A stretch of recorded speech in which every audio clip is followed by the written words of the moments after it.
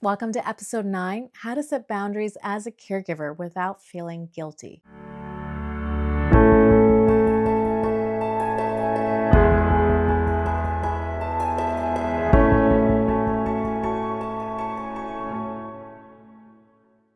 I'm Dr. Anna Thomas. I'm a physician, caregiver advocate, and founder of Life Care Leadership. This podcast is for professionals who are doing the impossible. They're balancing work, life, and care. Whether you're a caregiver yourself or a leader supporting a team that includes caregivers, this space is for you. Each week, we unpack real strategies, leadership insights, and mindset shifts to help you thrive, not just survive, in the age of caregiving. Let's get into it.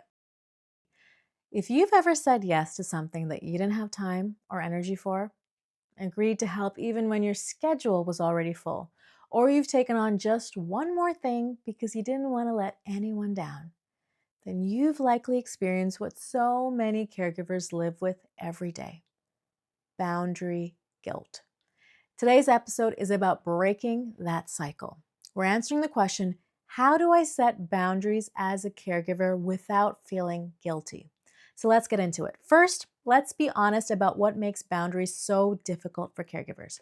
It's not just time, it's not just logistics, it's about the emotional weight that we carry. If I don't do it, who will? They're depending on me. They already have so little, I don't want to say no. If I set this limit, will people think that I don't care? Does that sound familiar?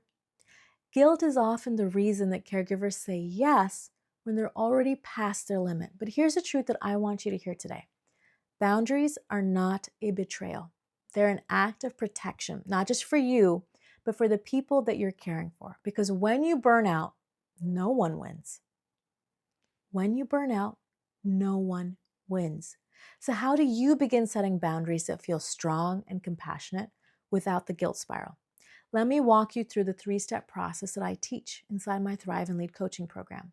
Step 1, you have to clarify your non-negotiables. You can't set good boundaries until you're clear on what you're protecting. So ask yourself, what time of day do I need to protect for rest or focus? What are my top 3 priorities right now? What drains me the fastest and needs a limit? For example, you might decide that evenings after 8 p.m. are no longer for phone calls, or that you will no longer attend every single appointment for your loved one if they can go with someone else, or that you need one full day a month where you are not in a caregiving role. This is about naming your capacity, not apologizing for it. Your non-negotiables are your foundation. Everything else is a negotiation built around them. Step 2, use boundary scripts that remove the drama. The hardest part about boundaries isn't knowing them, it's saying them, especially to the people you love. That's why scripts can help. They reduce that emotional friction and help keep you anchored. Here are a few examples. I want to help, but I need to do it in a way that's sustainable. Here's what I can offer right now. Here's another one.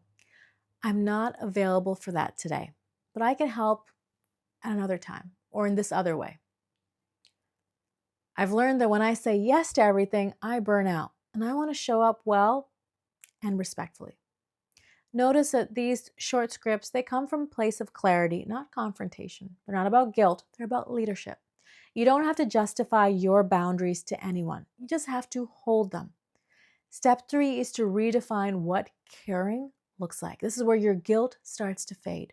When you redefine what care actually means. Saying no to a request doesn't mean saying no to the relationship. It means saying yes to sustainability. You can be caring and set limits. You can love someone and protect your energy. You can show up without showing up for everything. And here's the most important reminder.